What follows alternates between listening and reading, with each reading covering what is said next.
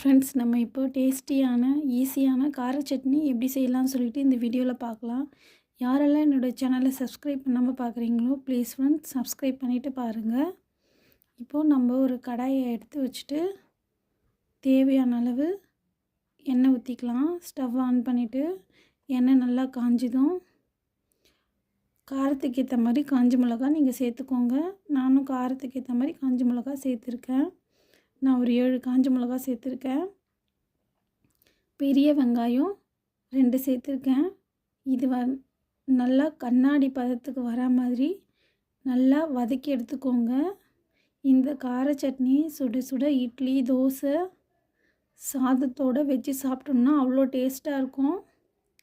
இந்த மாதிரி என்னுடைய மெத்தடில் நீங்கள் ட்ரை பண்ணி பாருங்கள், நல்லா டேஸ்ட்டாக இருக்கும். இந்த மாதிரி நல்லா கண்ணாடி பதத்துக்கு வர வரையும் வதக்கி எடுத்துக்கலாம். வதக்கி எடுத்துட்டோம். இது தனியாக ஒரு தட்டுக்கு மாற்றிடலாம். இப்போது மீடியம் சைஸில் தக்காளி 4 எடுத்துருக்கேன். அதை நல்லா இதையும் வதக்கி எடுத்துக்கிறேன். நல்லா தக்காளி நல்லா வதக்குங்க. தக்காளி நல்லா மசிகிற அளவுக்கு நல்லா வதக்கி விட்டுக்கலாம்.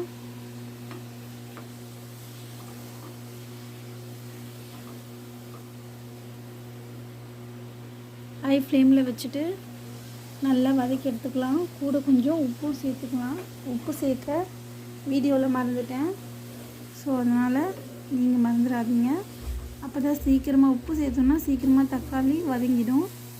இந்த மாதிரி நல்லா வதங்குற அளவுக்கு வதங்கி எடுத்துக்கலாம்.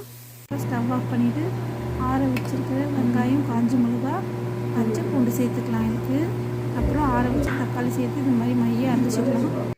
மைய அரைச்சிட்டு ஒரு பேன் எடுத்துட்டு இப்போ முக்கியமானது நல்லெண்ணெய் சேர்த்துக்கலாம்.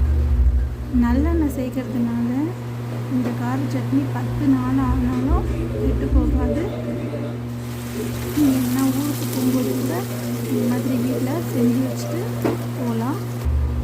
நல்லெண்ணெய் எந்த பொருளும் சீக்கிரமாக கெடாது. இந்த மாதிரி ஒரு 1/4 மணி நேரத்துக்கு நல்லா கிண்டி விட்டு வந்துட்டே இருந்தீங்கன்னா இதுலேருந்து லைட்டாக எண்ணெய் பிரிஞ்சு வர அளவுக்கு நம்ம வதக்கி எடுத்துக்கலாம். அந்த கார சட்னி பாருங்கள் எந்த அளவுக்கு லைட்டாக எண்ணெய் பிரிஞ்சு வந்திருக்குன்னு. இந்த மாதிரி நல்லா வதக்கி எடுத்துக்கலாம். இந்த மாதிரி வதக்கி எடுத்துட்டோம்னா நம்மளோட சுவையான டேஸ்டியான கார சட்னி ரெடிங்க. இது சுட சுட சாதத்து கூடயும் இட்லி, தோசை, சப்பாத்தி கூட வச்சு சாப்பிட்டாலும் அவ்வளோ டேஸ்ட்டாக இருக்கும். Thank you friends.